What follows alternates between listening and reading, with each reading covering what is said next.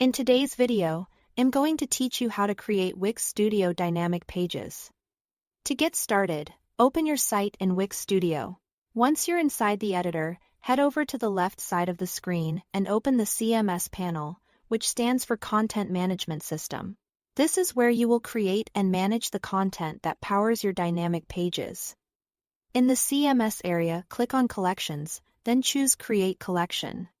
At this point, Wix Studio will ask whether you want to create a single item collection or a multiple item collection.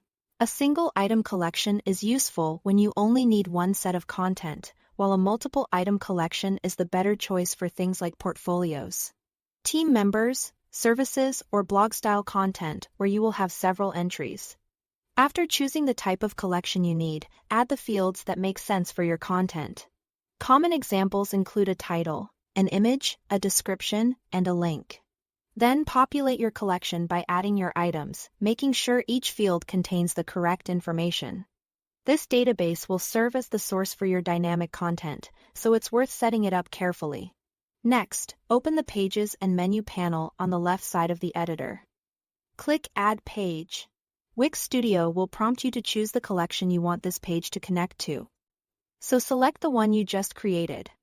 After that, choose the page type that fits your goal. A dynamic item page creates one page template that automatically generates a unique page for every individual item in your collection. This is ideal when each item deserves its own dedicated page. A dynamic list page, on the other hand, displays a summary of all the items in the collection, usually in a repeater layout, making it perfect for overview pages. Once you've decided, click Add to Site. Now it's time to connect your page elements to the CMS. Click on an element such as an image, a text box, or a button, then click the Connect to CMS icon, which looks like a small chain. You can find it floating next to the element or inside the inspector panel. From there, select your dataset and match the element to the correct field in your collection. For example, connect a heading to the title field, an image to the image field, or a button link to the link field. This step is what makes the content update automatically for every dynamic page. If you are working on a dynamic list page, select the repeater element and click Connect to CMS.